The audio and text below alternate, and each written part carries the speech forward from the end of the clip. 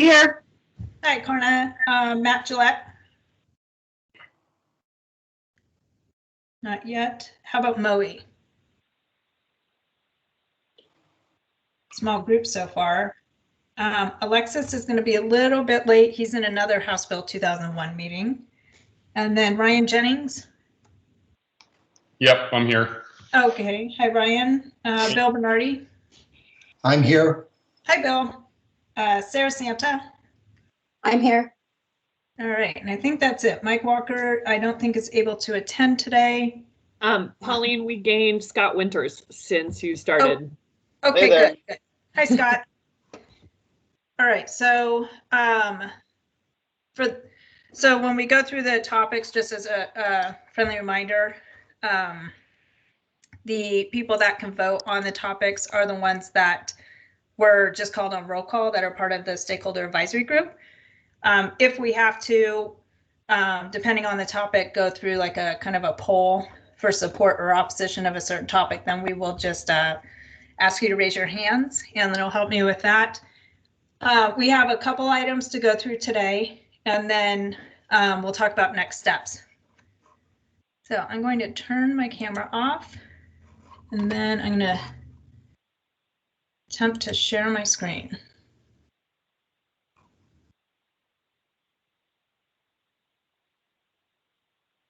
This might take me 2 tries. And then Pauline, just wanted to let you know that we gained Moe and Matt also. Oh, okay, great. We got the super narrow screen again. Yep, I'm going to switch it. I can figure that out.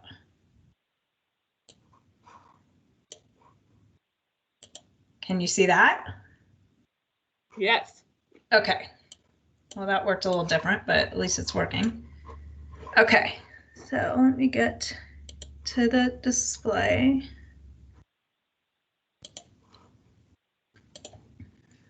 Okay, so a couple things we're going to go through today. We need to finish talking about shared courts and then window standards. Something came up since our last meeting. I want to go over lot sizes with the group. Affordable housing question and possibly residential compatibility standards. So we'll start with where we left off on the townhome frontage for shared courts. We got Pauline, it's very small on my screen. I don't know if anyone else has that problem. Can it get any bigger? Oh, it's weird. It switched. Okay, hold on. There, is that better? Yeah. Yes, much better. Thank Okay. you. Okay, so where we left off on shared courts was, we talked about townhomes. We got everything basically dialed in for that. But then we wanted to make sure shared courts is an opportunity for developers to use. And right now, remember, they're limited to 1.1 acres. And we're going to open that up so that they can be developed on much larger parcels if someone wants to do so. And so I did talk to the fire department because Scott Winters had brought up not having that 150-foot requirement in the code because it's a fire code. And I believe it was Kathy too said there's other options that we can use so that they can have these larger shared court developments. And a reminder, the shared court is where you have units fronting onto what we call a private access drive or shared court. And it's a narrow, I think 24-foot wide. We don't require sidewalks. The units don't need lot frontages because we consider that shared court to be their lot frontage. So the good news is the fire department was supportive of basically removing that 150-foot. We don't have to have it in the code. They can be longer than 150 feet, like a couple of you had mentioned. They would have to provide a turnaround of some sort. You'd work with the fire department on that, or there's an option to sprinkler it. There is concerns, obviously, of storage of RVs and boats, basketball hoops and stuff being in the turnaround. So that is a issue, but it's not to say that we wouldn't allow it to be longer than 150 feet. And then in that turnaround, there won't be parking allowed. So just wanted to bring you up to speed on that. The 150-foot maximum length will be taken out of shared courts. The townhome frontage requirement in the code today is 20 feet at the front property line and 25 feet on the exterior property lines. So when you're not doing a shared court, a townhome frontage would be 20 feet. We can't do 25 feet because the max is 20 in the OARs. But we were talking about, wonder if you want to do a shared court and we have that frontage requirement where like the front entrances have to face the street, and wonder if it's a unique lot like we looked at Kathy's and a lot by Audrey or developments and stuff. And how do we get around that if we do have a unique property and not necessarily require the units to front the street? So this is actually an example of, it might even be our first shared court that's coming in that complies with the code today. It's going to go through pre-app, I believe. And it's somewhat a unique piece of property. You have the parkway strip on the right and a street on the bottom and on the left-hand side. But they were able to get it where they can meet the 150-foot maximum depth, which wouldn't be a problem anymore. And then also all the units, as you could see, lots 1 through 5, 6 through 10 front the public streets, and then lots 11 through 15 would front the parkway ramp. So in this case, they were able to meet it, but I'm sure there could be more unique properties than this, where you're not actually fronting an off-ramp, where you wouldn't necessarily be able to comply with our frontage requirements that we talked about. I wanted to show you some examples of the townhomes that we talked about that were able to front a street versus being a walled-in subdivision. So we're all familiar with the base camp subdivision and these brick ones that are downtown. This is a new one that Mike Walker and I think Lisa had brought up at our meeting when we did talk about townhomes. And again, very busy streets, but all the townhomes here were required to front the streets, and their front doors all front the streets as well, instead of driving down Empire and seeing a walled-in subdivision. This was from my trip in Santa Cruz, and this was, in my mind, a good reason to require some frontage onto a street. This is a single-family home, and there's a whole bunch of them along the street that all front the street, and then they put in what I would consider a shared court next to it, except it's walled in with landscaping and no front doors and basically the access drive. So when you're walking down the street, it's real abrupt. You walk along all the front of the houses, and then there's this hedge, like it's private. So just an example, I think, of where had these units provided some frontage to the street, probably would have lended itself better to the street. So with the shared courts today, the requirement is that the front units have to front the street. Based on what we talked about with it being, not all cases are a perfect rectangle, and it's not always doable to front the street. The only option I could really think of is that if it's like the subdivisions we just looked at, like Base Camp and the brick townhomes, or the one that's being done, that's going through pre-app, were clearly doable to front the street. Would the exception work if we made a requirement that if the parent property prior to creating the shared court development is less than a certain width, then those frontage requirements go away? Because you still have to provide that 24-foot access drive. And then there may not be room for a unit. Let's say this is the access drive here. And this is a really skinny area. May not be room to actually put a unit here to have any type of frontage. So I picked 75 feet as the exception, that if the parent property's frontage is 75 feet or less, then the frontage requirements go away. And so I just wanted to get some input on that. Colleen, we got Scott with a hand. Okay. Yeah, I just wanted to see if there was any interest about based on the street classification. Because I think for a local, a residential street as you're walking through the neighborhood, I think that those are the kind of examples where we look at and, we'd like to see the continuation of those front entrances. But if it's something like a really busy street, that doesn't necessarily have that frontage on it, that, you know, kind of welcoming street frontage, then forcing it, it seems, I don't know. I guess maybe I would say if it's a local street, it has to have the street frontage, and then maybe exceptions for if it's a higher classification of street. So the only thing I would say to that is we're only talking about townhomes right now. And for as long as I know, we've always required homes to front streets or dwelling units, I should say, any type of dwelling unit. I live on Mount Washington, very busy street, but I would hate to have seen Mount Washington been a walled-in subdivision based on a street classification.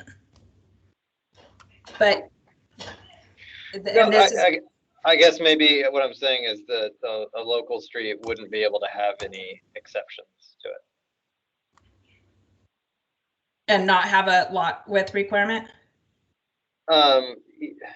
Yeah.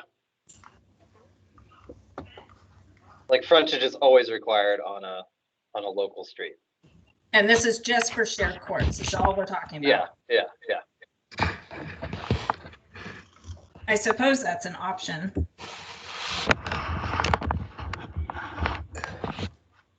Was there any other hands? Yeah, it looks like Kathy, then Lisa. Okay. Yeah. Hi, Pauline. I think I had sent to you a long time ago a shared court that I had done in the town of Ukiah. And we did not have a frontage on the street. We wanted to create a sense of community. It was a T-shaped court where everybody kind of faced each other and created a sense of community that way, but I did not fence off or landscape off the side facing the residential street so that it was a very visible and attractive, you know, image from walking past it. And maybe there's a way of just saying that it can't be walled off or that it needs to address the street in some way. I don't know, but I do think, I'm not sure if 75 feet is the right number. I don't know if that's a magic number or not. I just think that when we want to create a sense of community, like the previous example of the townhouses you showed where they're facing the 97 on-ramp, I mean, that's not, I think it would have been preferable to turn their back to the on-ramp and face more of the community internally in that one location. And they probably could in that one. The only thing we could say is that lot 11 would have to front the street. Yeah, I understand. I appreciate that you're coming up with a suggestion and maybe that is the right way to go. I just think what you're objecting to in this image with the green, blue, and yellow house is that you've got these big hedges and there's just no addressing the street at all. I think, you know, we talked about perhaps an entry could be on the corner. So it could be like a 45-degree angle where it both faces the community and the street. Yeah, we talked about that, and the 90 degrees. So they would have to meet, only the ones that front the street would have to meet the what we came up with at the last meeting, which is our front door orientation standards. It could be 90 degrees, 45 degrees, open onto a porch. It could be any of that. I think the example that is shown here on the screen is where I came up with 75, or maybe it's 100. You know, you have two single family homes on each side. It would be a shame if this was not, you know, as you're walking down the street, part of the existing neighborhood, not creating its own community, but being part of the existing community. Right. Well, if you're allowed to have the front door on the corner instead of centered, that would probably relate better to how each plan would have its circulation. So you're not having a unique plan at the end there. I think that that's probably okay.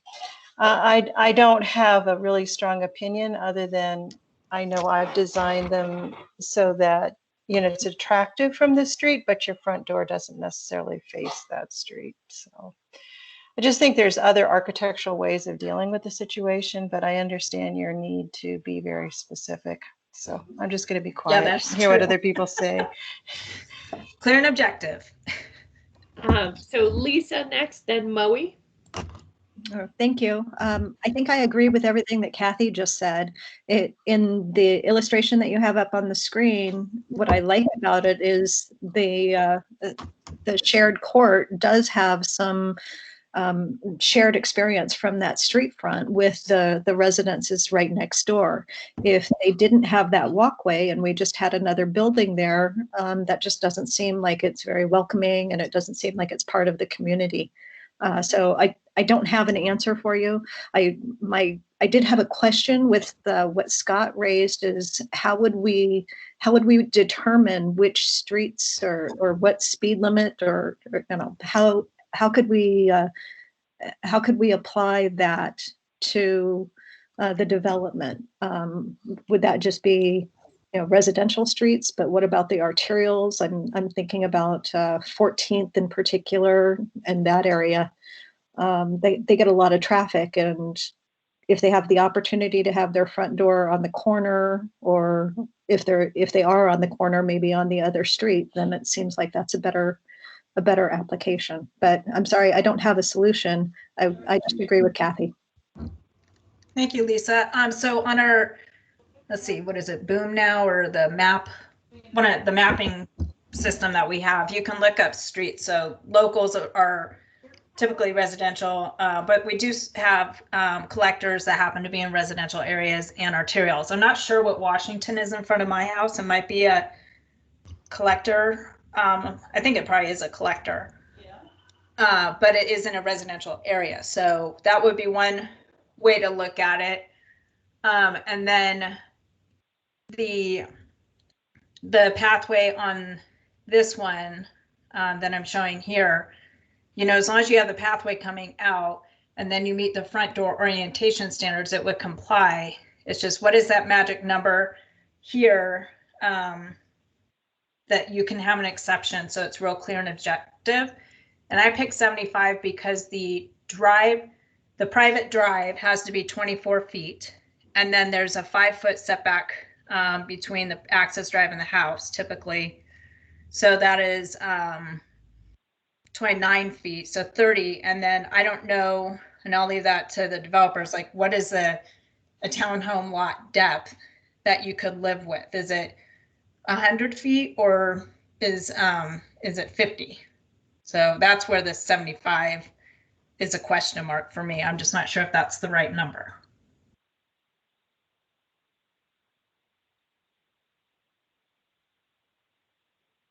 Is there any other hands up, Lynn? Moe is next. Okay.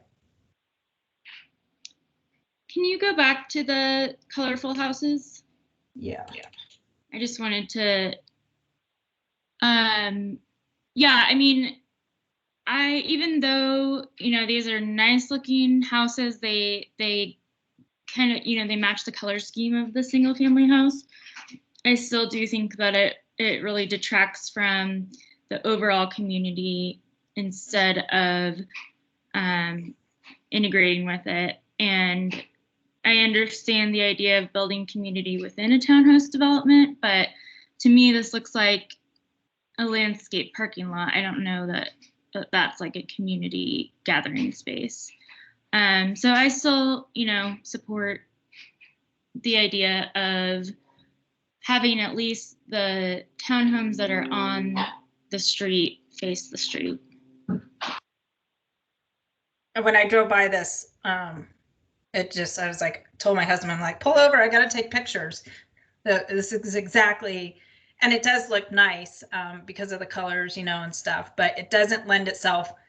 I should have gotten better streetscape pictures, but when you are walking down the street, it's just a walled in community versus being part of the existing street. All the homes cross street face it, all the homes next to it face the street, and then there's this. So what would be, maybe from like Matt, what would be a good number? That would be the exemption. Like we're trying to figure out, like if you have such a narrow parent site that, you know, it might be tricky to actually get a townhome plus the access drive to fit. I mean,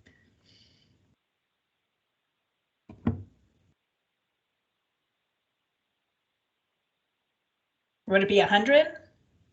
Or is 75 just about right? You have 25 plus a lot, then that would be 75 feet deep. And you only have a 5-foot rear and a 5-foot front setback. Pauline, no hands. I did notice that Jesse and Audrey both had hands up a minute ago, so I don't know if they are. It sounds like that looks like they're not interested, but I'm just gonna put that out in case y'all weren't ready to move on. There's Audrey. Oh, good. Yeah, and I didn't have an answer yet on that width part of it, although what you just put out I thought sounded reasonable. But I just wanted to toss in there for townhomes and that frontage. I do like the idea of having exceptions for higher traffic streets, because when you think of families in townhomes, if it's like facing an on-ramp or a very busy street, that really is not at all friendly for kids getting out at all. It's not safe. And I could see opening it up to where there was a rule where a certain percentage of that facing wall has to relate to the street and can't be fenced or walled off. But just from a safety standpoint and community feel, you don't get community where people are driving 45 miles an hour by and they shouldn't be gawking at the houses anyway, if it's that classification of street. So would you, and this is just for shared courts, I'm hesitant of opening up a code that we've had in place for so long requiring no walled-in subdivisions. Coming from the Central Valley of California, I have to say one of the most admiring things about coming here is seeing homes front the street and not driving down just walled-in subdivisions. And I'm sorry I keep going back to that, but you know, like this subdivision here that is on Empire and Boyd, I believe, they're set back enough, I think, where it gives them enough space. But I think, and then, you know, you can add landscaping and stuff, but from the streetscape perspective and driving into that neighborhood, it does have a really nice feel to it, even though Empire's busy. But would you, or Yeah, if this so was that's a good court, point too. I just wonder how many, you look at all those houses along Reed Market, how often do you ever see anybody out front in their house doing anything with all the cars whizzing by? It's just not a pleasant place to be. Mm-hmm. And then I think of like Village Wisteria, if they have all of that nice interior place where you can really get community. And I think they've got fence around part of it, but it's a really attractive fence. I don't know. I totally get that we don't want just a bunch of walls everywhere because that would suck. But there's just a certain amount on the really higher speed roads where it just, I'm not going to sit on my front porch if I'm just out there in exhaust land. Next is Jesse, then Moe. Yeah, I just wondered if those houses in Santa Cruz, to me, it doesn't look all that bad. I mean, the hedge is maybe a little bit too high, but is there a way to make it so that you don't have to have your door fronting the street, but you do have to, instead of having a 6-foot fence, you're only allowed to have a certain height of either, a shrub or a fence. And then does that side of the shared court, the building that's near the street, require some sort of, percentage of windows or something like that? Because I think what to me, the Santa Cruz one doesn't look all that bad. That's kind of what the shared courts are supposed to do. And then I think it was Kathy mentioned, if you have 5 shared courts and the 5th one, the door has to orient towards the street, it's going to really it's going to really affect what that one unit is like, and you won't get the efficiency of building all 5 units in the same type of floor plan. So I just wondered, maybe this isn't possible. Is there a way to just not allow a 6-foot fence and make sure there's some windows on the side there? I mean, I think the Santa Cruz one looks good though, so that's just a difference of opinion maybe. Thank you. Okay, next is Moe. Yeah, thanks. I just wanted to kind of talk a little bit about the busy street idea. And, you know, land use and transportation are so linked. So ideally, Reed Market would be somewhere that the cars are not going that fast and you can feel safer on the side of the road. And I would just worry, I mean, maybe there's something to Scott's collector or like street classification idea where if a street is already classified up to a certain amount, then the Walden community is okay. But the more that we build, assuming that, you know, our streets are going to be unsafe and unwalkable, then the more that will encourage them to be unsafe and unwalkable.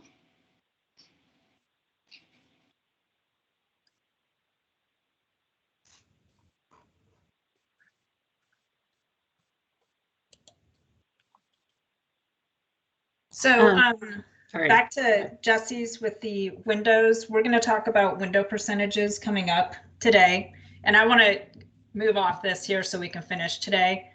My sense from all the meetings we've had, every time window percentages come up, was kind of thumbs down. We don't want to start measuring window percentages. The front doors, I don't know if you were with us last week or 2 weeks ago, Jesse, when we came up with a pretty flexible front door requirement. So it wouldn't change that front unit. You could have the same unit over and over and over again because the front door could be set back and at a facing the shared court. All you'd have to do is put a pathway to the back of sidewalk. I think the example again on the screen is a good reason to have shared courts fit in with existing neighborhoods. If they're part of master plan communities, they can do whatever they want because they'll come up with their own master plan development standards.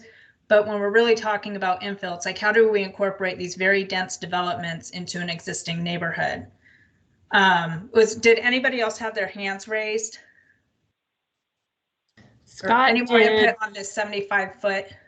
Yeah, I just wanted to talk about the street classification. I guess what I was meaning by that was if we were talking about exceptions, to not have exceptions on, I guess like what low impact or slower street classification. So for instance, like the ones that you taken a picture of on your vacation, I feel like the front doors should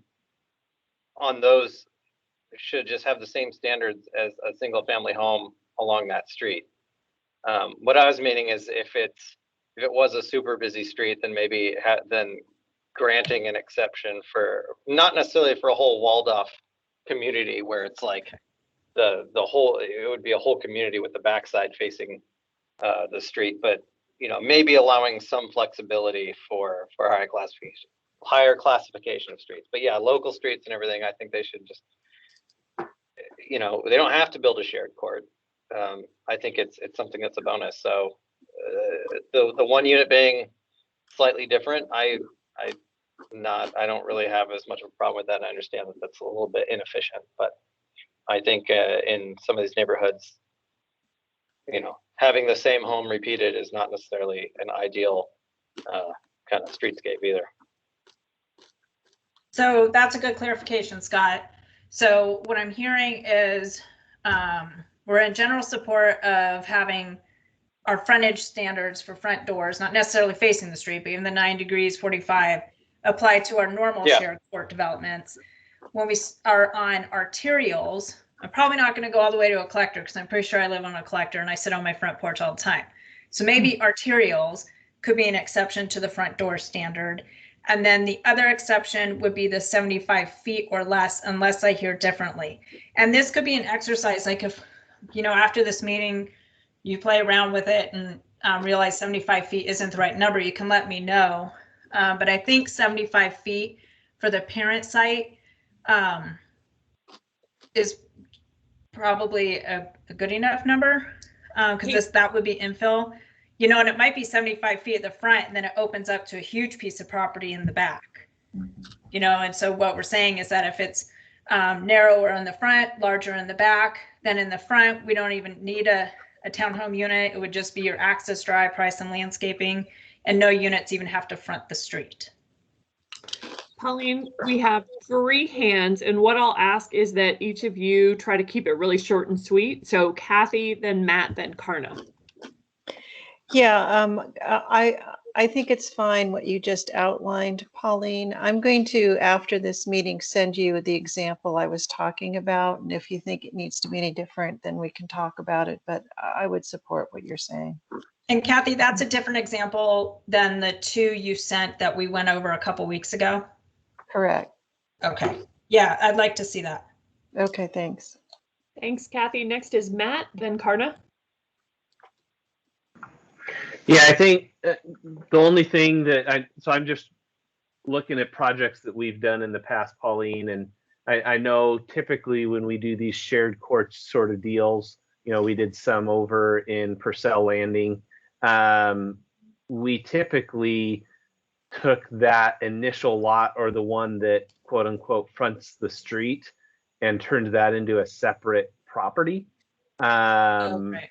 That would still have its own driveway and everything off of that main street. And then the shared court was basically more of a flag situation, to kind of get around the rule or the requirement, because we don't want to be designing, a set of attached product, but have units being different and a front door, off the side versus off the same direction of all the other units, just for efficiency reasons, as Scott kind of pointed out. That's not something that we're going to look to do. So we're just going to design the properties differently in order to get around that, which, kind of meets the same intent, I would say. Yes.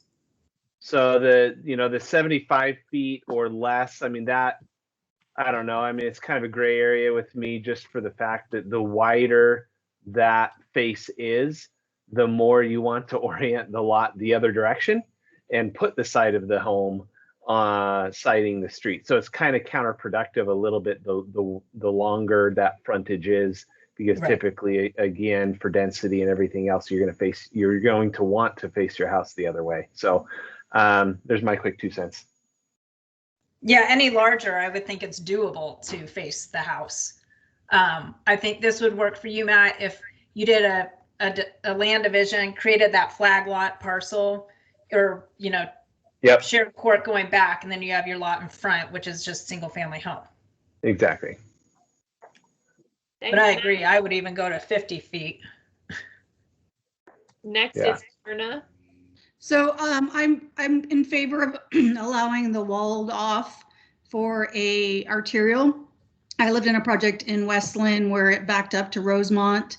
Rosemont was like a 45 mile an hour road that was, very heavily used. They had a very large sidewalk on the other side of the wall. So you could, if you wanted to exercise or something else, use the sidewalk along Rosemont. But it was a larger sidewalk because of the fact it was such a busy road. So if it is a arterial, I think you should be allowed to put a wall in. That's just my 2 cents. That's it for hands, Pauline. Okay. So I think I'm still hearing, if it's on an arterial, there's an exception to having your front door facing the street. I guess I need clarity, and maybe we'll just have a raise our hand on this one, since Karna just brought up the wall. I'm going to phrase it that raise your hand if you're in support of allowing a wall. This just for shared courts, allowing a wall in the front.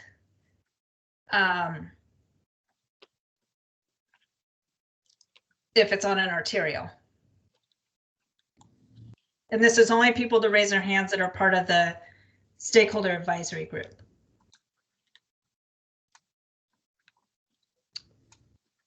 Looks like 6 so far. That are in support of a wall. Yes. So how many are not in support of a wall? We're not going to require the front door to face the street. That is one exception. This is just, even though the front door is not facing the street, do you want to see a wall? 1, 2, 3, 4, 5. Wait, Karna, are you still up or are you not? I think that got a little, it looked like we had, okay. We have 4 hands up right now. Oh, 3. Well, I think you need to do it again. I think people are Okay, upping and everybody down. take your hand down. Okay, so I understand that we're going to have an exception that if you're on an arterial, your front door does not have to face the street. So that's a given. The question is, even though your front door is not facing the street and you're on an arterial, are you supportive of also allowing a wall?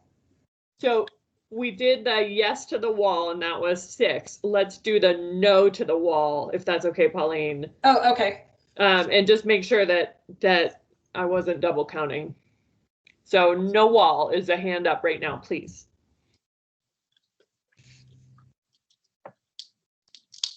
Looks like 3, 4. 1 more minute. Okay. Karna, did you vote for both? No. I think we had 6 and now we have 4. So the wall is what wins for today. On an arterial. Okay. Yeah. I'm going to keep the 75 feet and the other 2 exceptions, then the wall, and then a front door doesn't have to face the street when you are on an arterial. Good job, everybody. Window standards. I don't think this one will take long.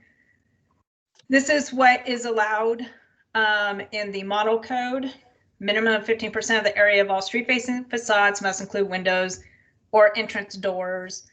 Facades separated from the street property line by a dwelling are exempt from this standard. If we did this, it would apply to triplexes, quads, and townhomes. It would not apply to duplexes because we do not apply this to single family. If you're in support, or is there any discussion on window standards?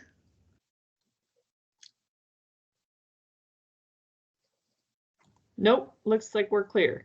Okay, so raise your hand if you are not in support of window standards.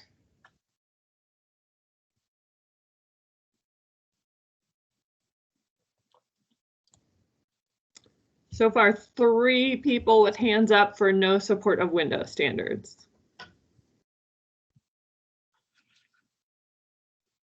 I think that might be it.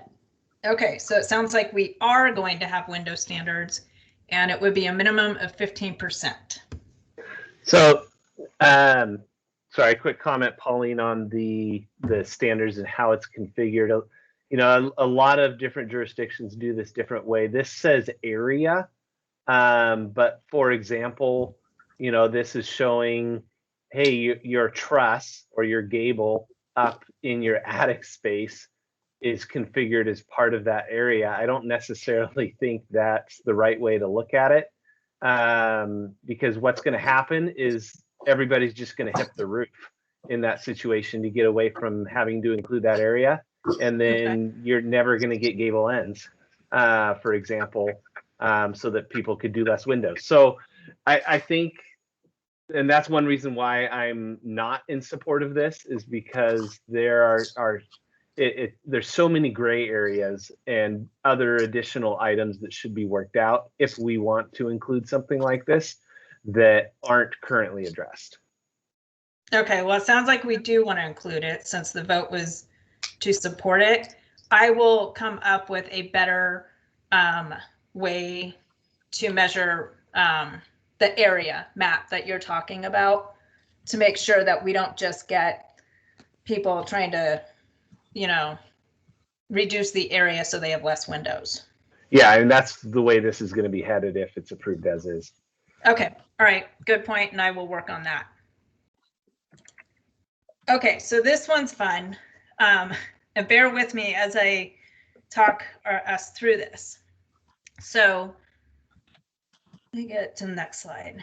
This is regarding the lot sizes, and I know we've already talked about this, but something came up in the past 2 weeks that was an eye-opener for me. I want to make sure the group understands. Today, these are for triplex is the top area, quads are the bottom. The second column are our zones. The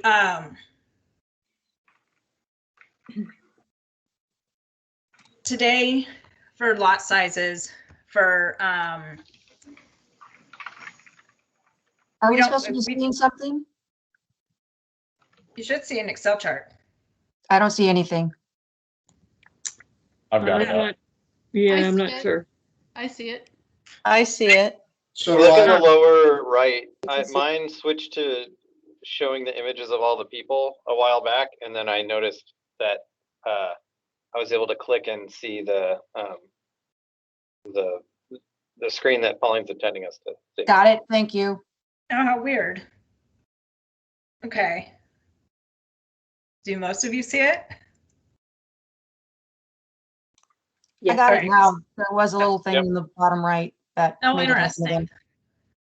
Okay, so I'm going to try my best. So on triplexes and quads, in our medium density and our high density zones today, we do not have minimum lot sizes.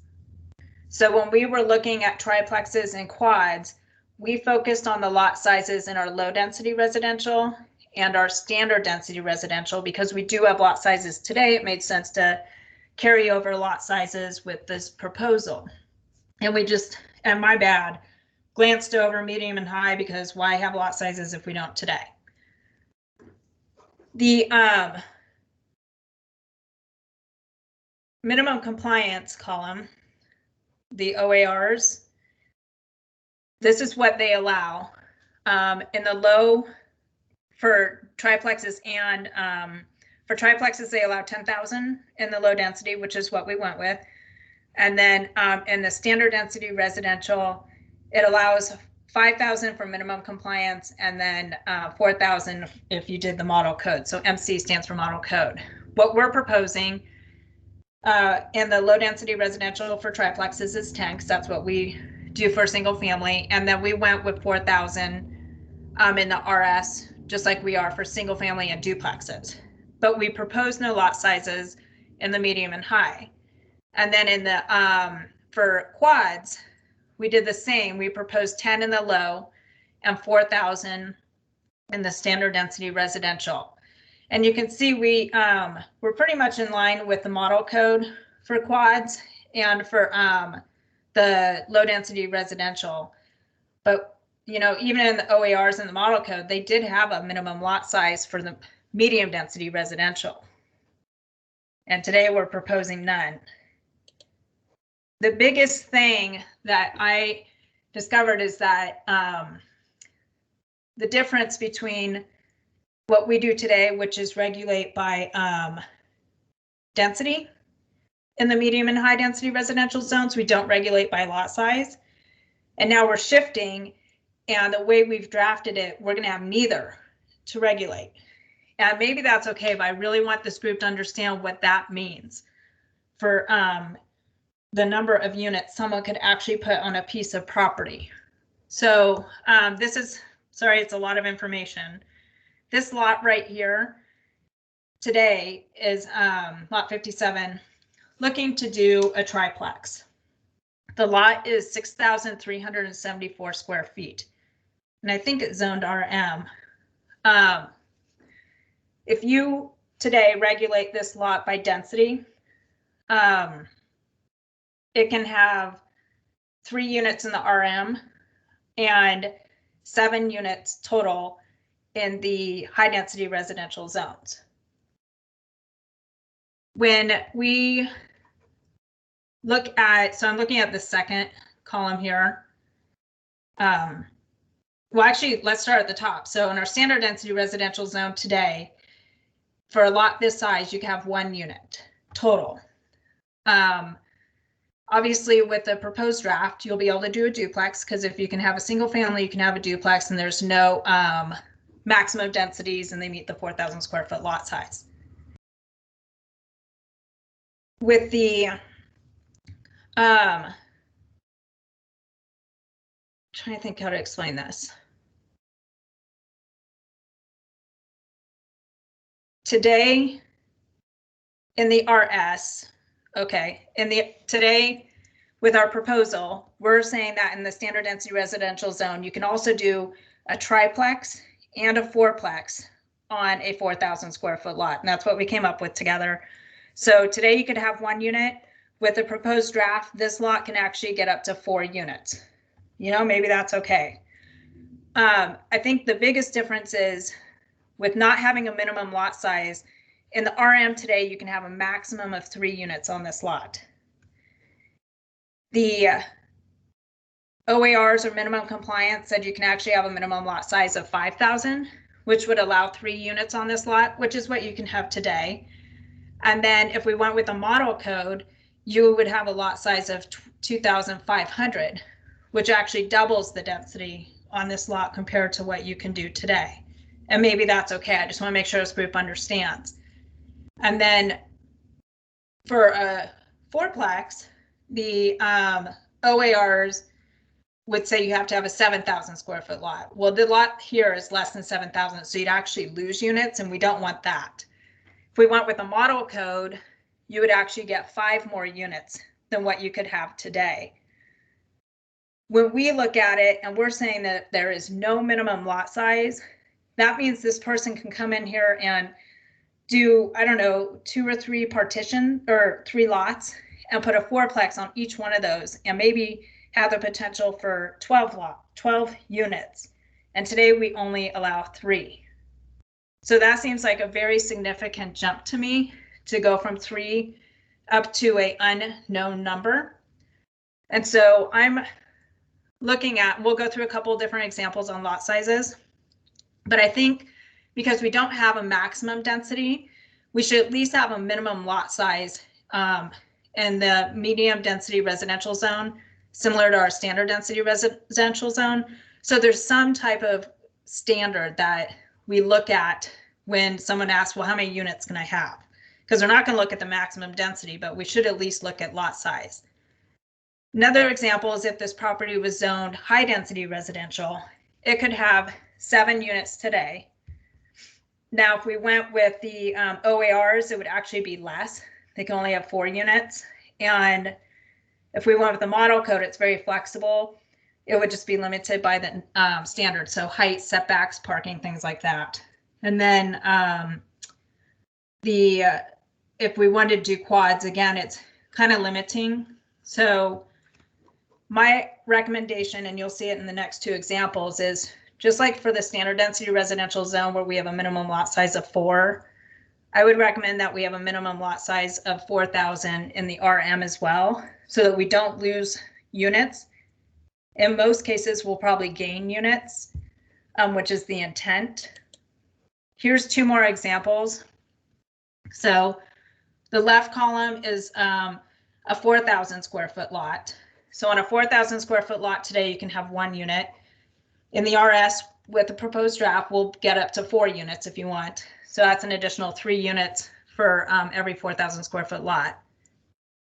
In the RM, if you use the OARs, you would get 3 units, which is 2 more than what would be allowed on a 4,000 square foot lot today. If we went with a model code, you'd actually get 5 more units on that lot than what you're allowed today. And again, I'm recommending to say a minimum lot size of 4 to be consistent with our RS, and you would still get 2 to 3 more units for every 4,000 square foot lot. And then in the high density residential, I'm recommending 2,500 square foot lots so that you could at least get what you have today, or if not more. And then it really starts to jump up when you get bigger lots. So let's say you take a 10,000 square foot lot. Today in the medium density residential, on a 10,000 square foot lot, you can only get 4 units. If we did 4,000 square foot lots, you could actually get 6. So for a triplex, or you can do 8 units if you did 2 quads. And then in the high density, you would jump from 9 units that you could have today. If we had a minimum lot size of 2,500, you could get 12 to 16 units. But without having any minimum lot size, these numbers could be a lot higher. So this, again, is just some options to think about. That don't worry about the RL and RS, we're still at 10 and 4. But for the RM and RH, of having a minimum lot size of 4,000, and in the RH, a minimum lot size of 2,500. Pauline, Kathy has a hand up. I don't know if you're ready for that. Oh yeah, yep.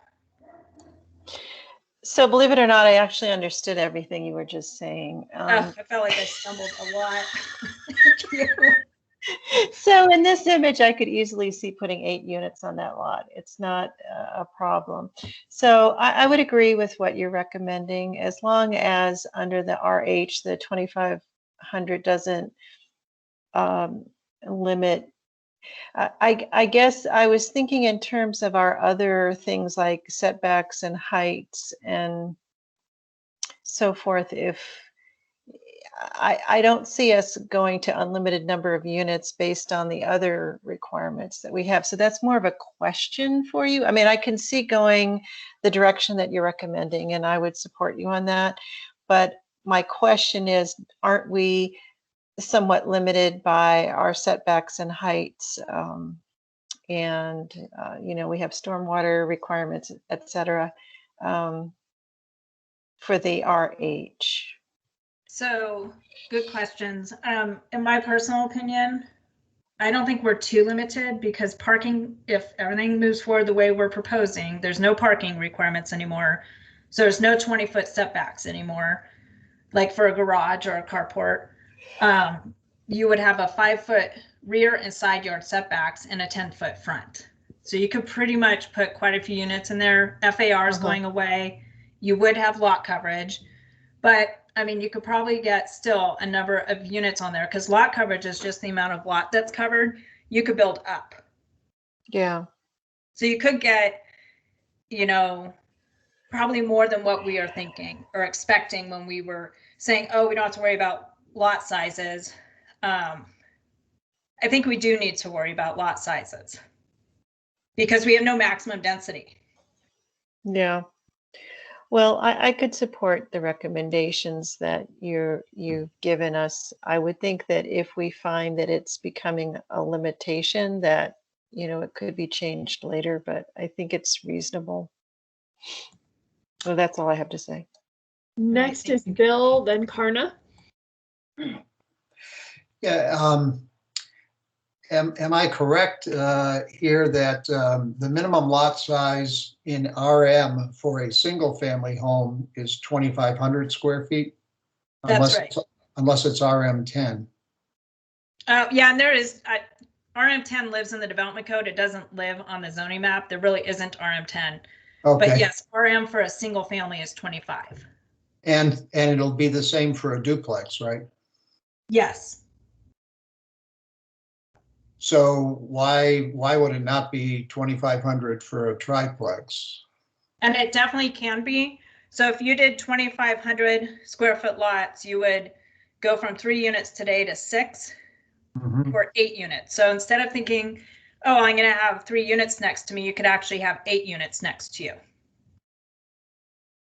And then on the other examples, if we did 2,500, you would, instead of having 1 unit that you thought was allowed next to you, you would get 6.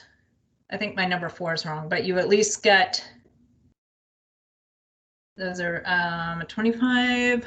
You would get 3 to 4 units. And then on a 10,000 square foot lot, instead of having 4 next to you, you could get 16 units next to you. Yeah, well, I would agree with Kathy. I would support what you're recommending, I guess. You know, the 4,000 square foot minimum. I played around with quite a few different scenarios yesterday. And this isn't set in stone. If someone comes up with a better number, you know, I'd love to hear about it. But either I would lose units, or it'd be just a significant amount of units where it didn't really make sense to worry about lot sizes at that point. I thought these numbers increase what you can have today in probably almost all cases.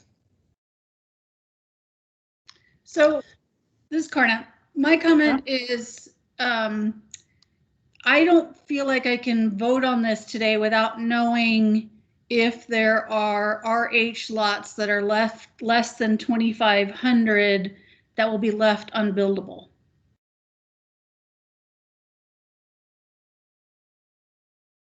Maybe we put an exemption. Yeah, because what you don't want to do is end up with, if you have an existing lot that's, 2,200 square feet, all of a sudden it becomes unbuildable. There should be some mechanism for being able to build on it. Otherwise, I guess they do a duplex. I suppose in a RH. Yeah, you could do a duplex in the RH. Okay, I don't know. But we could, that's an idea to think about. We could put an exception in that if the lots, but it'd have to be after a certain date. We don't want someone to go in and then do a land division and create even smaller lots, but that is something we could do. Okay, that's exactly. I don't want them to necessarily go in and, otherwise I'm supportive. That was my biggest concern. And would you do that for RM and RH?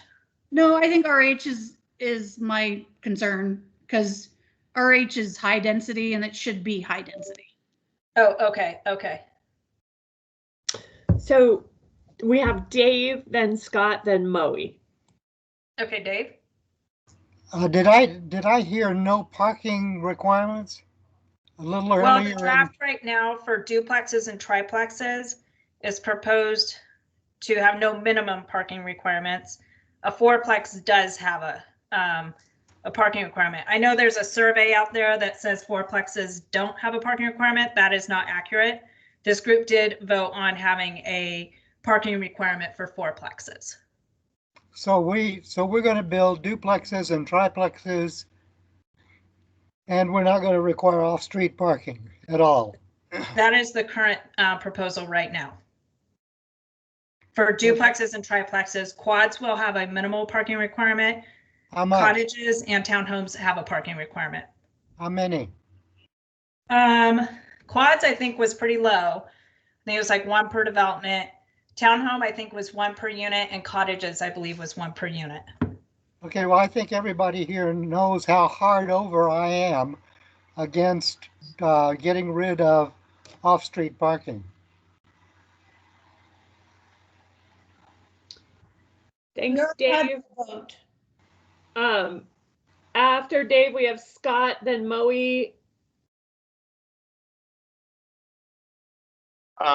Yeah, one of the things I was looking at as we were talking about this is I was looking at the zoning map, and there's not. Well, first of all, there's hardly any RH. That is true. In Bend, I mean, I guess I almost didn't realize how little there is. It was hard to find it. And RM, it does seem like it's clustered around places that, I feel like if Bend's going to grow correctly, we kind of need to have these little pockets of urban development or something, and some catalyst for that is density, and especially when I look at a lot of the RM zones, I mean, they're already built out. There'd be a lot of infill. There are a lot of apartments in them already. I don't really have a problem with the unit. I think that the kind of nightmare scenario of having these 16 unit build outs or whatnot on these small properties, or 12 unit build outs on small properties. I don't know if it's like I don't know if it's an actual concern really, because I kind of wonder with all the other parameters that would define what you could build there. It seems like you'd be hard pressed to find. You'd be hard pressed to see these pop up in a lot of places. So I don't have a problem leaving it as is. Okay, Moe, and then it looks like Dave again. Okay, I might be getting mixed up. So we're looking at plexes right now, right? Yeah, we're looking at triplexes and quads. Because I was just thinking, so a lot size, okay, I think I was getting confused. A lot size is going to have all 3 or 4 units on it. Mm-hmm. Okay, because I was asking in the chat about row houses, but those would be on their own individual lot, so that's different. Right. Okay. And those are 1,500 square foot lots. Okay, well, Ryan Jennings says that a classic row house has 100 square foot footprint, if I'm interpreting that right. He's talking about probably the building footprint, and the lot itself is 1,500. I can't see the chat. He said 3,000. 30 Yeah. by 100 or Oh, okay. or He didn't. 2,700. I see. Okay. Right. Yeah. Great. Sorry, Well, I missed that. Yeah, I was just confused. So I think it sounds like, it sounds like your recommendation makes sense. So I am in support. Thanks, Molly. Next is Dave. Is there any way that we can link parking with public transportation? Off-street parking is not workable unless you've got public transportation that is within a quarter of a mile. So Dave, we've gone through the parking on every single unit type. We voted on it, and we're moving forward with that in the draft. The draft, I'm going to finish up. We're going to have one more meeting on it in 2 or 3 weeks to go over everything in the draft. And then it's going to go out for public comment. What we recommended was allowed by either the OERs or the model code. There wasn't anything tied to transit in there, and we've had that discussion. So I know how you feel about parking and several others, but right now we're just talking about lot sizes for triplexes and quads. Thanks. Thank you, Dave. Next is Lisa. Hi, everybody. Guess what? I'm not talking about parking. Pauline, I am generally supportive of your recommendations. I like the idea of maybe growing into this. I don't think that that you're out of bounds here, but maybe instead of 4,000, looking at the 5,000 on triplexes, and rather than 4,000 on quads, maybe move that to 5,000 or 6,000, and just giving us a little bit of time to grow into the changes. The other point I wanted to make, and I put this in chat, is I thought we were trying to eliminate the exemptions or the exceptions.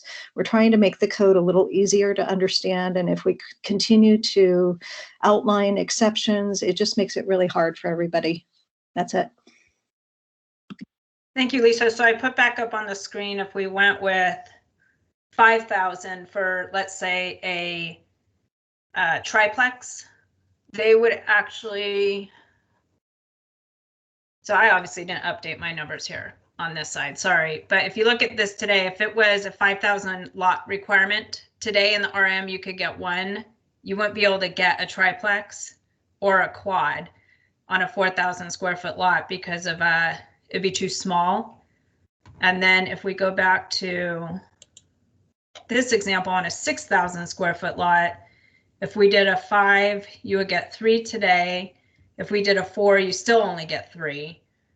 And then if we, well, 7, you wouldn't get any. If you did 6, you would be able to put a quad on there. And then that's the same as if you did a 4. So it's kind of funny once you start looking at, actually it's not funny, it's really challenging. When you start playing around with these numbers and then switching the lot sizes, you know, you're really only going up and down a unit or two. It's not significant unless, one, you don't have minimum lot sizes. That's where it gets quite significant. Or if you really start reducing down from the 4. So Lisa, I'm not sure if you wanted to comment before we move on to Kathy, or if you've okay, Kathy it is. Thank you. Thank you, Lisa. Yeah, I was just going to say, while I appreciate Lisa agreeing with me on some things, I disagree with her on this, and you need to stick with 4,000. It is, having laid out hundreds of subdivisions, I just, believe me, you need to stay with 4,000. It's just what's going to work best. I don't recommend going to 5,000. It's just my opinion, but it's through experience. Thank you, Kathy. Was there any more comments, Lynn? Karna just popped up, and then after Karna, maybe we can move on. Does that sound okay, Pauline? Yes. Okay. Yeah, I agree with Kathy. You know, you can't go from 0 right now to all of a sudden 5,000. If anything, I'd go the other way to 2,500 if it was up to me.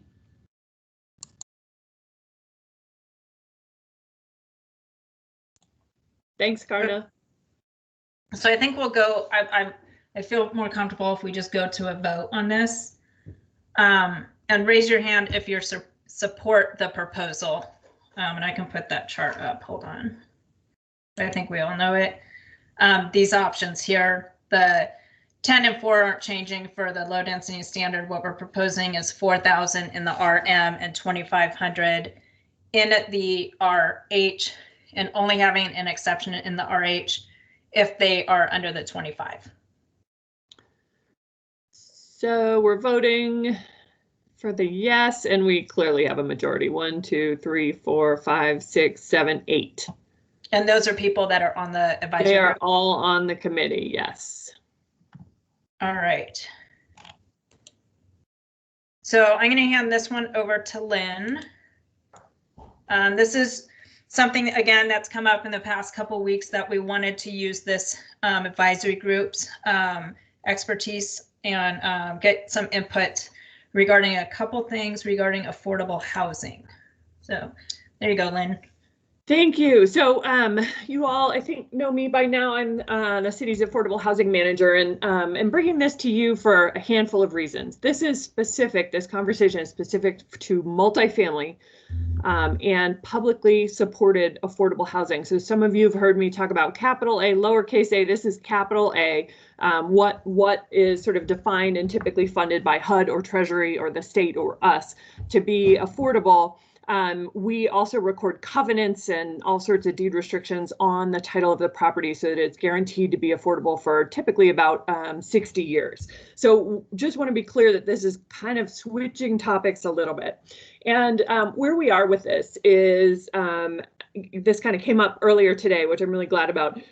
There is very limited supply of RM and RH land in Bend that is big enough to really make affordable housing developments pencil. And affordable housing penciling is a little different even than penciling a regular market rate transaction, because nothing pencils without subsidy when you're building affordable.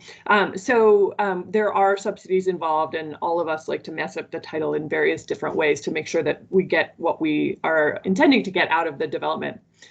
So I convened a group along with Pauline and some others a while ago to talk through how can we make the limited RM and RH lands in the city of Bend work for the type of financing that's available out on the market. And I'm not going to get too technical about that type of financing, but what we end up seeing is developments, multifamily developments, either around 50 units, which can be built on a much smaller parcel, or they're around 200 to 300 units. And so that obviously needs quite a bit more, because of other restrictions in terms of the cost of different types of building materials and things like that. A lot of folks kind of have typically 3, maybe 4-story developments that they'll put on the ground.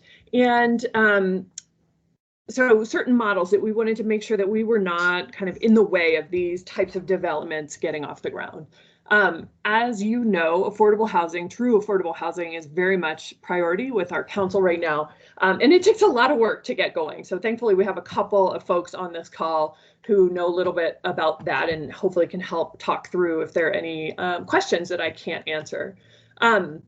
So within Bend right now, RM and RH land is going for roughly $1 million an acre. That is extraordinarily challenging in this environment to get affordable to pencil. And so in talking through with this development group, I think we had 4 different developers represented, a number of architects, a planner, and Karna was there too. I guess you're just the building representative. And so really looking at, are there things we can do around density or parking that would help get these developments to pencil? So in the initial meeting, we presented 3 density options, and you're looking at the 2 that kind of came out on top. One is to allow for smaller units to count as less density for density calculations. And this is really akin to what we're doing in this House Bill 2001 work, which is why we thought that this would be hopefully not too big of a leap for you all to wrap your head around, transitioning this to truly publicly supported affordable housing, the same sort of density calculation. The reason that this came up, these numbers, is because this is the exact framework that we're using in other parts of the city. This is what I believe Parks is using for their SDC calculations, and then we've talked about that as well for things like cottage code for things like micro units. So we were trying to create consistency across all of our codes and processes so that our staff does not have to reconfigure and recalculate based on 13 different metrics. So the consistency here is good. We did talk a lot about, should we raise that lower end to 650 square feet, et cetera. And I think everybody felt pretty strongly that consistency made sense so that everybody knows what they're able to propose up front. So with this, wanted to kind of open it up to you all to talk through whether or not this group would be comfortable with this affordable housing, multifamily affordable housing, allowing for smaller units to count as less for density calculations, or not putting a max density on for this publicly supported affordable housing, with the idea that things like setbacks and height limitations, parking, et cetera, kind of control the frame of how many units you can get into that development. So opening it up, and I'm curious, Kathy, I know because you and Karna were there, maybe the 2 of you, if you want to say anything as well, are welcome to, but would love this group's feedback on whether this is kind of a comfortable topic for folks or whether we're way off track. I should say, by the way, I thought it was really interesting to have a variety of different developers come together and local and national folks more or less agreeing on things, which doesn't always happen. And so that was part of this, is getting this consensus from this group, wanting to test it on one other group before we moved it forward in any way, shape, or form, but really looking for your opinions on this. And Kathy, I think you unmuted, so I'm guessing, there you are. Go ahead. Well, I just wanted to, be available for questions. My feeling is I'd rather have no max density and let all the other aspects dictate. But I understood that option 1 was liked because it was consistent with other ways that that this is being calculated in the city. I still say I would prefer option 2 myself. It is just, there's a lot of variables constantly happening in the building, prices of lumber, labor, opportunities to move forward with tax credit financing, et cetera. I think we don't want to add any more complications into the calculations. And so for me, not having a max density provides the greatest opportunity for the affordable housing developers to make something work. So that's my feeling. Thanks, Kathy. It looks like Audrey had something to say. Yeah, real quick. Lynn, I remember something about when I started working on the Veterans Outreach building, and when we were trying to get that funding from the state, that there was a minimum size for a unit that I had to expand up to. And what I would not want to see if we went with 1 was to have that 601. Well, I guess it would have to be less than or equal to, because you've got less than 600 and 601, so there's nothing for 600. But I would hate to see the units, have half the density allowed just because the federal program and state programs, whatever, require a unit to be at least 600 or whatever it was. So I don't know where you find that information anymore.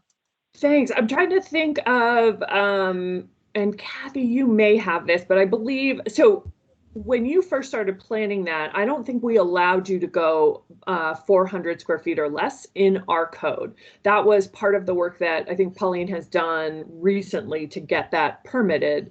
So I'm not sure if that's what you're talking about. I do know that there are sort of limitations with subsidized units that are funded by HUD, but the Covo duplex was not that. That was no, only this wasn't with our rules. This is with, if we got that funding, I had to make sure those units were a minimum size to qualify, I guess, as being big enough to be a living unit. And so my slightly smaller unit had to expand to meet that requirement. Okay, interesting. I'm not entirely sure about what you're talking about because the city was the only funder on that project in my recollection. No, it was. No, when we were going after the federal funds. Oh, got it. Yeah. So when when we filled out that paperwork, that's all. Got it. Thank you, Audrey. That helps me a lot. Yes. So the folks that were in the room are all very familiar with the funding and felt like this worked. I think typically folks are aiming for that 600 square foot mark. Thank you for the correction on there's no actual 600 in this. We'll fix that. Maybe it's equal to and less than 600 is 0.25. But they typically go up to 650 for ADA units. And so that was a big part of the discussion is, do we want to raise it so the ADA is counted? And I think the consensus was more or less that we're still getting a great option out of this. And so it's okay if the ADA units count as 0.5 instead of 0.25. And that didn't feel punitive is not really the right word, but that's sort of the sentiment. So I think that folks, sounds like you've already covered it. Yeah, I think that I feel comfortable with that group weighing in on this is workable for them. So thank you. I'm sorry, it took me a while to figure out what you were saying. Apologies for that. Any other thoughts from this group? Do folks feel comfortable with option 1 or option 2? I think we have one specific vote for option 2 so far. Okay, Sarah, then Scott. Hi. So I just wanted some clarification about where the density calculation comes into play, because I thought we were eliminating density with 2001. So I'm not sure what the density calculation really means in this case. Yeah, so we are moving away from the 2001 discussion. This is solely for multifamily. So typically much larger lots, larger developments overall, not missing middle housing types. This is multifamily housing, such as apartments. Okay, so if we go with no max density, are we in danger of creating sort of like a projects type environment? No, because we still have height limitations, setback limitations, things like that. Okay, thank you. Yeah. Good question, though. Scott. Yeah, so I agree with Kathy. I like the option 2, and to address the projects question. Yes, we do have all these other restrictive factors, and also, so I've worked with Pacific Crest on some projects, and there's a little. Sorry, this is gonna be a little anecdotal story, but when they were building the one Azimuth 315 in Northwest Crossing, there was a bunch of people that came there, and there were some people that were concerned. They didn't, worried about those types of people moving into their neighborhood or whatever, and they were holding it in their meeting in their other affordable housing complex, and Rob Roy, the owner, one of the owners of Pacific Crest, was like, can you point to the people in this meeting who live here? These are nurses, police officers, teachers. I think affordable housing gets a really negative stigma associated with it. But to qualify for affordable housing, it's not like an extremely poor demographic. It's people with working class jobs, and so yeah. Anyways, that's a little anecdote. Thanks, Scott. I agree. Pacific Crest builds really nice developments. And so, yeah, agreed. Okay, Karna, then Dave. So I kind of like option 1, even though I like option 2 as well. The only reason I like option 1 is because it's consistent with what Parks is doing, and it's an argument to use for STC calculations, which I know we're not talking about today, but it gives guidance on possibly what STCs could be calculated as well. When you're so generic as option 2, it doesn't really give you much guidance that way. So that's kind of why I like the specifics of option 1, just my 2 cents there. Thanks, Karna. Dave? Did I miss these units, the 600 and or less? Are these standalone units? These are all multifamily units. So they would not, they'd be in RM or RH zoning really throughout the city. So they're intended, this is only intended for affordable multifamily units, this discussion. Okay, and how do these differ from micro units as far as being counted? Good question. Pauline, I may lean on you a little, but I believe that we have the same factoring 600 up to 1199 in 2000. So I guess micro units don't get that big. So Yeah. am I thinking that 600 is the cutoff below, above which you cannot build a micro unit? Is that No, correct? so the micro units count as a quarter, I believe, of a dwelling unit. And Jesse's on here. He's going to hopefully be our first micro unit developer, but they can only be up to 400 square feet. So they count as a quarter of a dwelling unit. The up to 600 and then the 601 to hopefully we push this to 1,200 square feet and not 1,199. That is what we use for our cottage code today. And then I believe we use something similar for our small lot dwelling unit developments too. Okay, let me get clear again. So the cottage code is, where is the lower limit for cottage code? 600. So it'd be up to 600 is I think a quarter of a dwelling unit, and then the 601 to what we use is 1,200 square feet is the half a dwelling unit. Okay, so what makes this different? So well, we do not. Oh, go ahead. I'm sorry. Then in our development code today, we have this different way of counting a density bonus, which is basically what this would be. That is, it's just complicated and a different way of doing it. For simplicity, we thought it would be good to revisit density this way as an option 1, which is consistent with how Parks is going to do the SDCs and also consistent with how we've been calculating density for smaller units in different types of developments in Bend. So one idea is just to start being more consistent on how we're looking at unit sizes and density. Then why wouldn't option 2 be a better idea?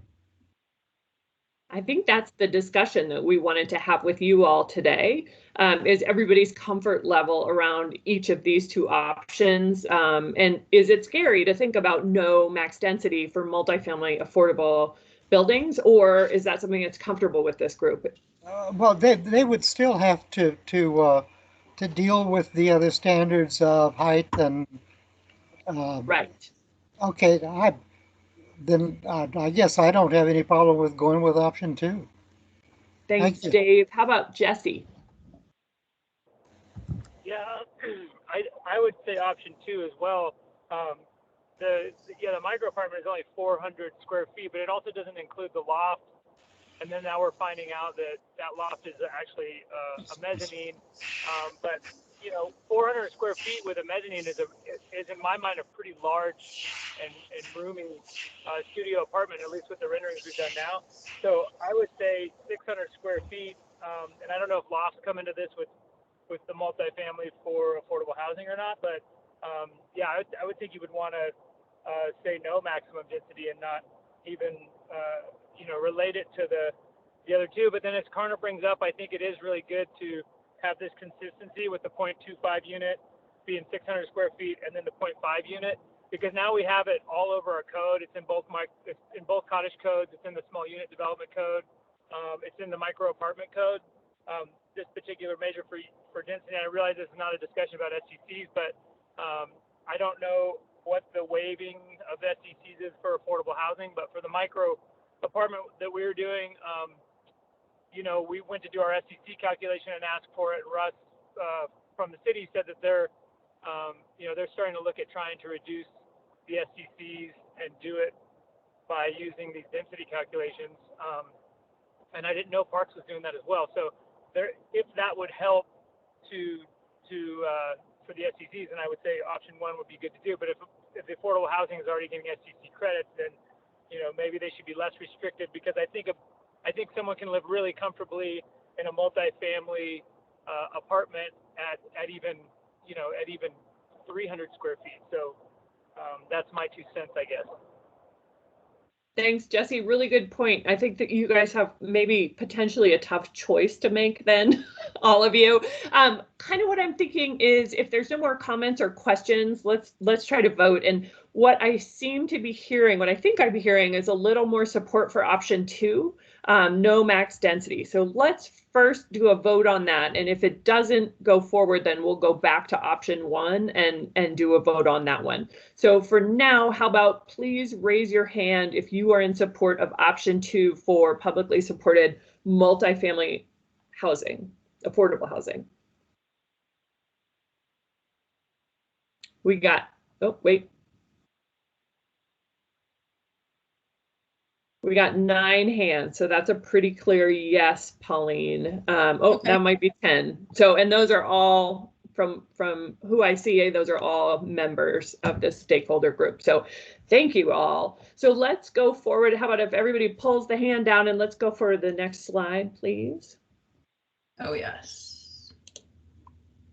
So less do you think we could get out of a meeting without talking about parking? Here we are. So it was a really interesting discussion, honestly, and I kind of expected that our developer group would say, no parking, let's reduce it all. And that was definitely not what came out of the group. Just to give you an overview, with multifamily, currently the standard in our code for all multifamily is 1.5 spaces per unit. The affordable standard, affordable developments do get a reduction down to 1 space per unit.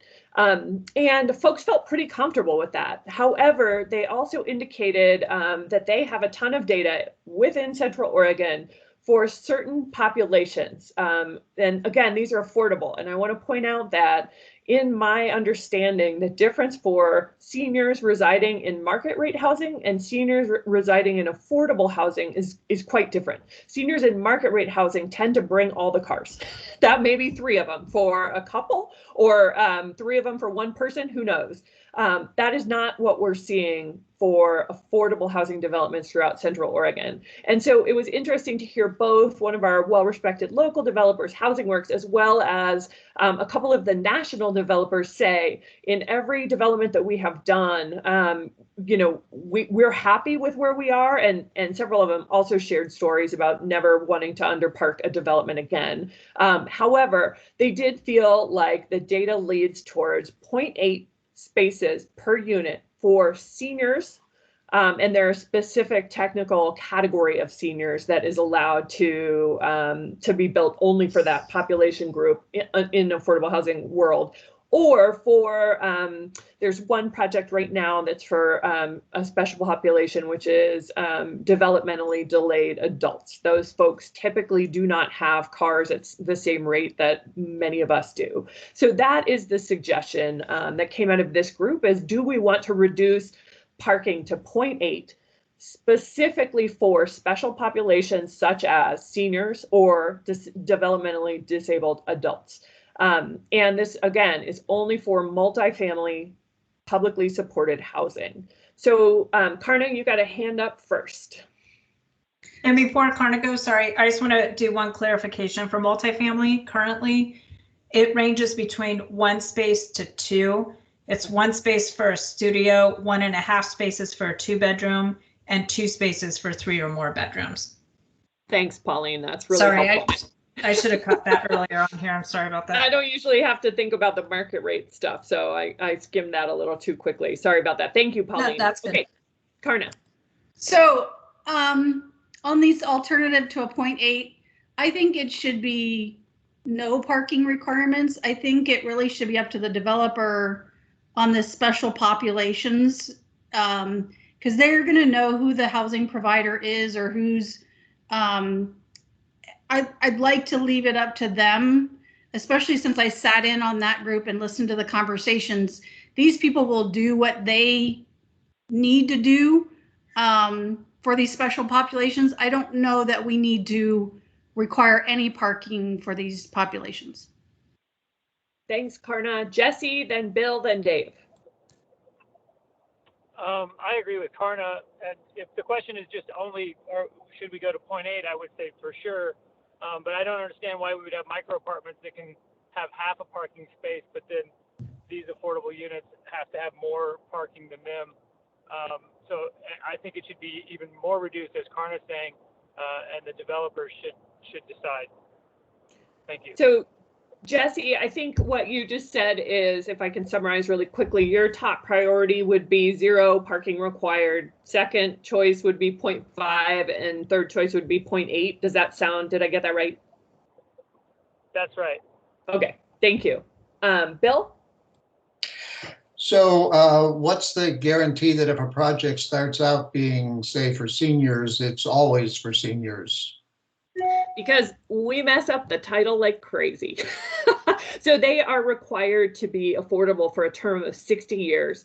That is governed by the US Treasury, by the Federal Housing and Urban Development, or HUD, by us, as well as by the state. So no, I'm asking about these special populations you're referring to, exactly. Not affordable housing in general. Right, and I'm saying all of that is part of all the title and deed restrictions that come along with it. So the funding is awarded for that specific purpose, for that specific development. There are times where a unit or two will change over time after funding, but you would have to unwind a whole bunch of legal work, as well as financing to move from a senior development to a regular population, I'll say, or workforce development, if you wanted to do that within 60 years. Otherwise, you are stuck with it. You may sell the development, but it still retains all of the original guarantees. So I'm a big supporter of data-driven standards. And, if the data shows that 0.8 might be the right number, that's what I would be inclined to support. I think, the idea of just trusting developers to do the right thing, unfortunately, unfairly burdens those who do the right thing and allows someone else to exploit a situation and push the burden off on others. And I just think that's fundamentally unfair. I think it's also unfair to the populations being served. I have a brother, for example, who just turned 65 and is disabled by a heart condition. And, he has trouble walking 25 yards to a car. So, it isn't fair to someone like that to exclude them from this type of housing. So I'm not in favor of giving a free pass to a few people who want to exploit a situation and thereby discriminate against the very populations that are supposed to be served here. So I would be in favor of reducing it to 0.8, but not eliminating the minimum. Thank you. Thanks, Bill. Dave? This is one point where I'm going to believe the data, specifically because I see when I go downtown to shop, or when I go to Safeway to shop, I see buses bringing elderly folks that live in these special communities to go shopping. So this is one point that I think verifies my contention that parking limitations reduction only work when public transportation is available. And in my current experience here in Bend, for the group that we're talking about, the seniors that are living in specific communities, the communities themselves provide the quote unquote public part of the transportation. So I'm in favor of reducing the standard, and I would even go so far as to say that this is one of the cases where I would even trust the developers, because they know who they can sell these to and who they can't. So I would definitely vote for 0.8 or less. Thank you. Thanks, Dave. So that's all the hands we have. Here's kind of what I'm thinking. I think I heard a lot of folks kind of gelling around 0.5. I'm not sure that we got that clear with 0 requirement. And then it sounds like there's a lot of comfort for 0.8 as well. So let's start with a 0.5 requirement and do a vote on who would be supportive of 0.5. In this case, go ahead and raise your hand if you are. And I'm actually going to also count, Lisa put in the chat that she was supportive of 0.5 as well. So I'm going to count her. 1, 2, 3, 4, 5, 6, 7, 8, 9, 10, 11. Okay, so that makes 12, Pauline. I feel like that's the clearest vote we've ever had in this group, and particularly about parking. I'm feeling like we might have just got a huge win right there for our community and our seniors. So I think that then with that, y'all, we are comfortable moving forward the no max density and reduce to 0.5 for special populations for parking as well. Moe, I'm not sure if you had a question or if that is just a remaining hand.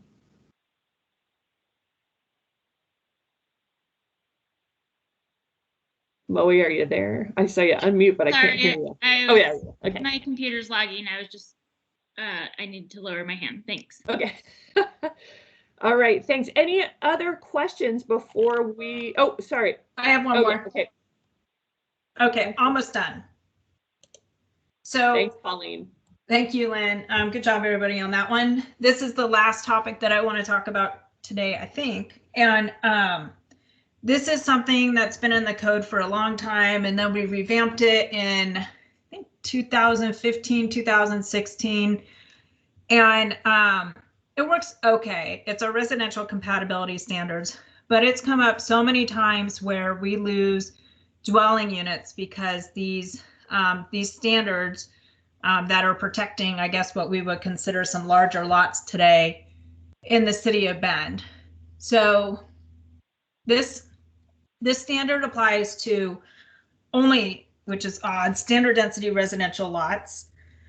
The standard is, again, to provide like this transitional buffer, I guess, between existing neighborhoods on very large lots and between them and new lots that are created.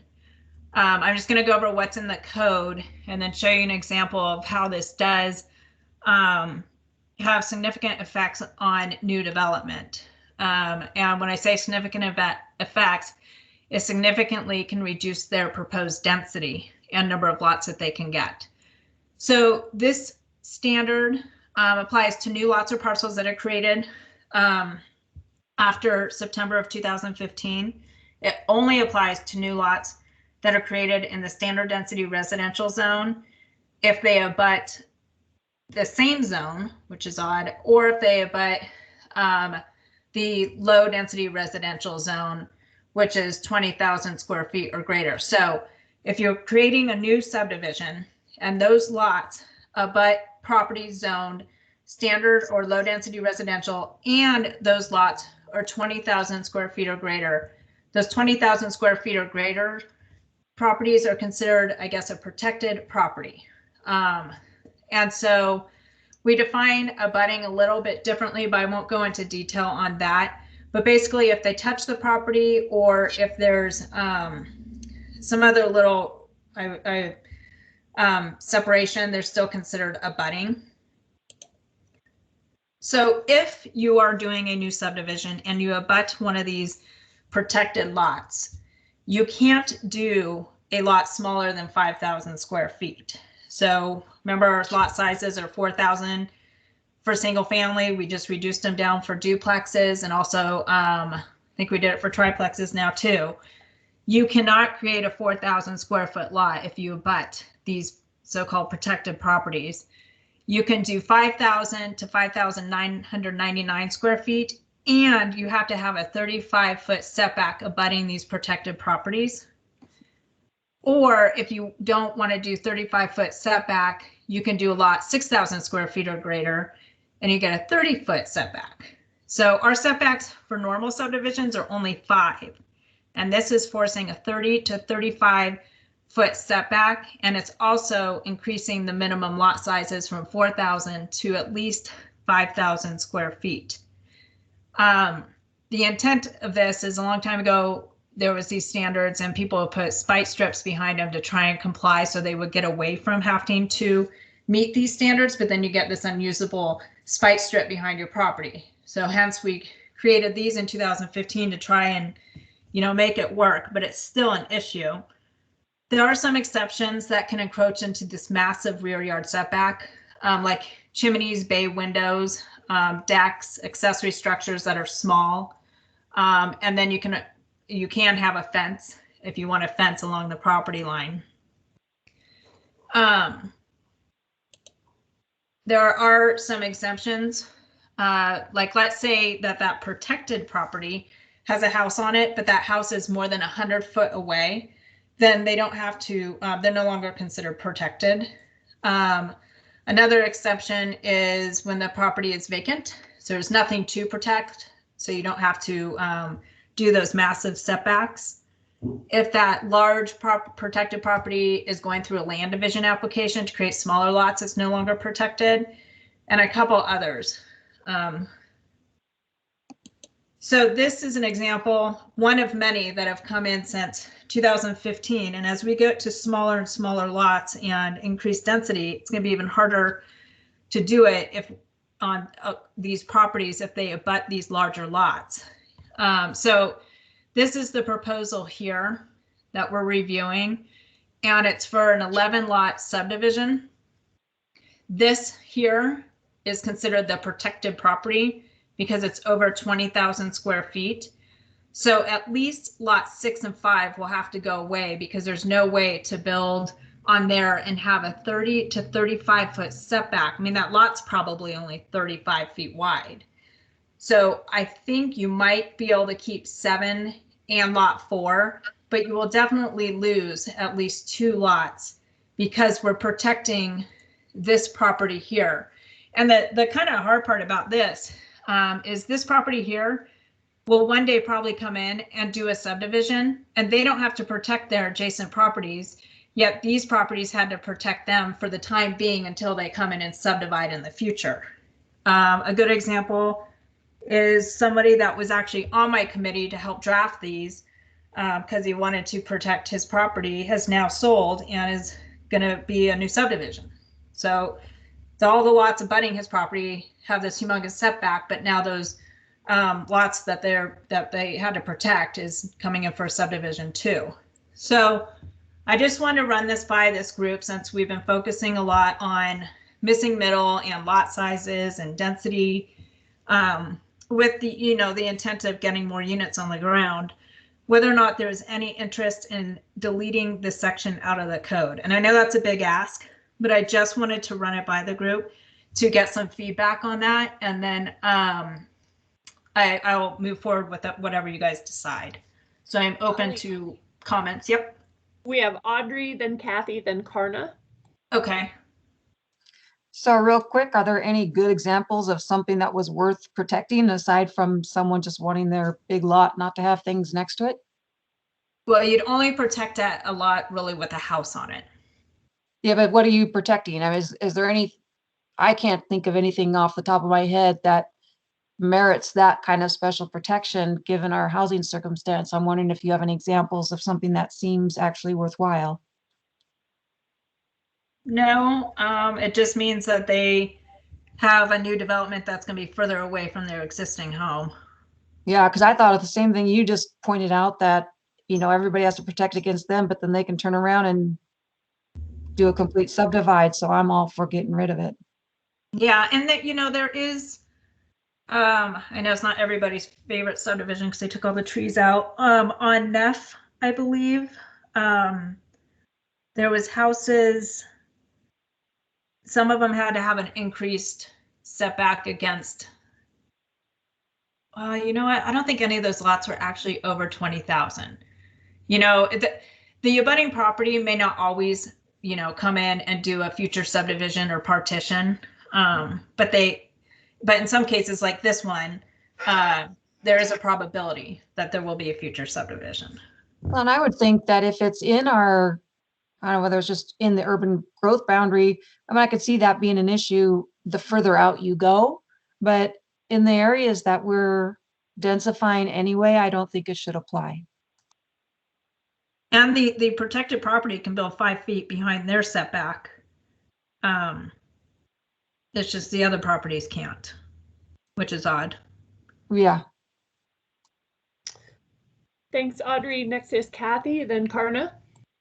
Yeah, I would like to see this be eliminated. It seems extremely unfair. The most I would say is a 5-foot setback, if that is what people feel needs to happen. Otherwise, I would just get rid of it completely. And they already, if this goes away, they would be required to meet the standard setbacks of the underlying zone, which in this case, it would be their side yards, which would be a 5-foot side yard setback.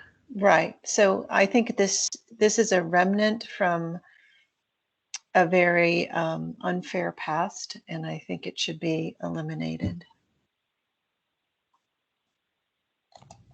Thanks, Kathy. Karna, then Dave. Delete it. That's it. Okay, Karna. Okay, Dave, I don't know. Well, He's so worn out. I can't vote until I know where the house is. Because if the house is right up against either one of these lots, then 5 feet is still looking into my bathroom and bedroom. And that, for disclosure, I am 83 today. I live on a lot that's over 20,000. I am retired. I am comfortably retired. And I was a rocket scientist. And most of the stuff that we're talking about right now applies to people like me who live in Kings Forest. I would not like anybody building a house 5 feet from mine. Thank you. And that's only if they do, thank you, Dave, for that input. So if the property behind you is just already established, they can be 5 feet behind your house if it's standard density residential.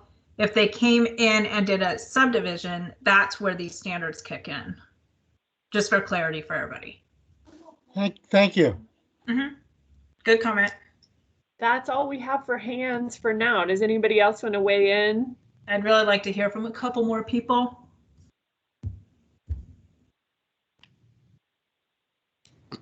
Nobody? I'll just voice my opinion. I think that I wrote it in the notes. We could just, I agree with deleting it. If we're looking for the missing middle and there's available lots out there that we can produce, more housing density on, then we should take advantage of that. Thanks, Ryan. Can we go to, let's see, we got some hands out now. So Bill, Sarah, then Matt. Yeah, Pauline, can you clarify a little bit of the history? How did the 35-foot setback get in there in the first place? I mean, it seems pretty extreme. So what was in the code before, and I can't exactly remember, but it was quite a big setback. So to avoid it, a developer would come in, and that what they would do is put a spike strip right here. So it'd be, and we have them all over town. They're just unmaintained tracts of land. So then they're no longer considered abutting. So that was their workaround so that they could develop the lots. Since that was leaving a huge unusable swath of unmaintained hazardous land, we had a group get together to talk about, but this was back in 2015, so a lot of things are changing, you know, with missing middle since then. We had a group come in and say, well, instead of having that spike strip, why not make it part of these people's backyards? So at least someone's maintaining it. And it still provides that separation, but at least someone owns it and maintains it. And so there's the 30, 35 feet. So in the example you're showing, does that lot have a house on it? You know, it must. Yeah, because I'm otherwise, sure all these have houses on them. otherwise the exemption would apply. Exactly, Right? yeah. So this is just going through what we call a pre-application, and a planner sent it to me, and she had another one, which turns out it's in apply to, but you know, it comes up more often than you would think about developments having to lose lots because of this particular standard. And in this case, like I said, they would at least lose lot 5 and 6. Right. I don't know if they would lose more. Just for clarification, if the lot that's being, the parcel that's being subdivided weren't subdivided, somebody could build a home or some other structure 5 feet off of that property line, right? Yeah, I mean, once we're done, they'll be able to build a fourplex right off that property line. Yeah, so it doesn't make sense to say there's one standard if you don't divide it, but a different standard if you do divide it. And it's more restrictive if you divide it. So I'm inclined to agree with the people who say it ought to go away. It just seems strange, I guess. Thanks, Bill. Next is Sarah, then Matt. Okay, hi. I know that right now this protected parcel is zoned residential, but would it be possible in the future for it to potentially change to commercial, in which case you would have wanted to preserve that setback? If this property was changed? Yeah, I mean, personally, if we're trying to get people out of their cars, walk more, do away with parking, then we need to make more sort of mixed use where we have more businesses that are closer to residential areas. Mm-hmm. So if this were in the future to become commercial property, wouldn't we have wanted to preserve the setback? Well, the setback would only apply to the developed lots. Right, but it would be there already. I mean, I'm inclined to say that we can do away with it. I just am trying to think of different scenarios. Well, I doubt this will it's really, really hard to rezone, and they'd have to do a comp plan amendment as well to get it to commercial. But I think, I don't process a lot of applications, but if you were to do a commercial development or an industrial development that is abutting residential, you have to put it's the burdens on the commercial property to buffer the residential property, not the other way around. Okay. So if that was commercial, I think there's some landscaping buffer or something they'd have to do between them and the residential properties. Okay, thank you. I just was trying to think through why we would want to keep it.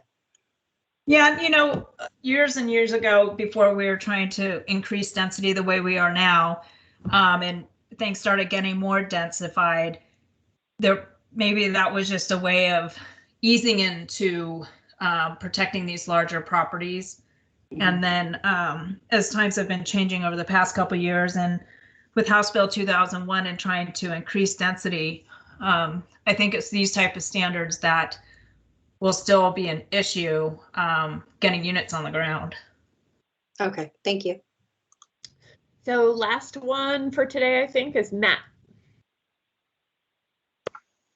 Yeah, I'd be in support of deleting it as well. I mean, in my personal opinion, from a design perspective, you know, if you have that large of a lot next door, you're probably not building your house 5 feet from a property line. You're probably, you know, wanting a little bit more buffer and building that house in another location anywhere. So the number of lots that are that size that probably have a house within 5 feet of the property line are probably pretty limited. I mean, there's always other constraints such as topography and whatnot that could come into play, but we're probably worrying about a very small minority if we're keeping it. Well, I'm pretty sure the house that we, one of the examples from our committee back in 2015 that we were protecting that now I believe is going under subdivision, there was an argument of whether or not it was 99 feet away or 100. And so there's lots of surveying going on because that 100 feet was a big deciding factor on those setbacks for the abutting lots. Okay, so I think I'm hearing, and we'll do a vote for clarity, but if you're in support of deleting this standard, raise your hand.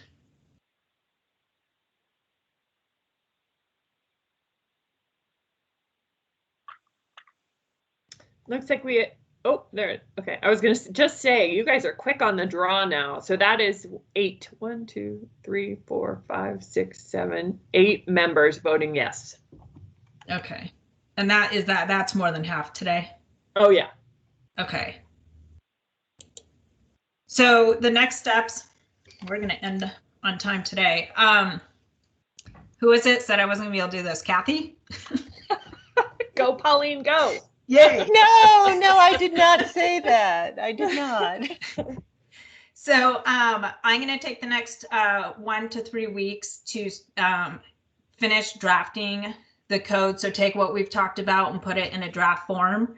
And then I will set up a meeting. And I know we've been very consistent on meeting every 2 weeks. It might be in 3 weeks, depending on how much I get done in this amount of time.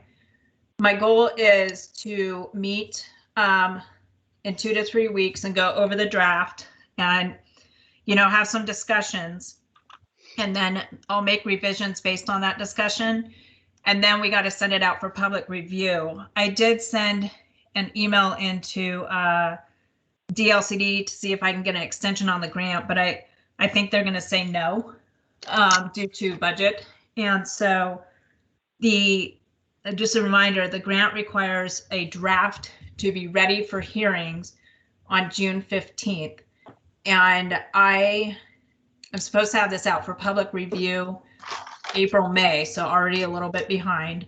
And we're doing our best. I mean, we've been meeting every 2 weeks. So my goal is to meet again in 2 or 3 weeks, have a meeting, and it might be maybe we do a 3-hour meeting, and that might be quite long for some of us, but really knock out what we need to do so I can make revisions and get this out for public review. And this, again, just has to be the draft ready for hearings by June 15th. We won't be going to hearings before June 15th, just have the draft ready for hearings by that date. Was there any questions on that? Not so far. Okay. All right. Well, it sounds like there won't be any hearings before June 15th is the timeline for the public. Is that? I don't think so. If anything, we might have a planning commission work session, but there won't be any hearings. Okay, thank you. Yeah, I just don't, I can't see getting a hearing in before then. Nice work, everyone. Good job, Pauline. Yeah, thank you, everybody, for your help. Put a lot done today. All right, talk to y'all soon. Enjoy the sun. Bye, everyone. Bye. Yeah.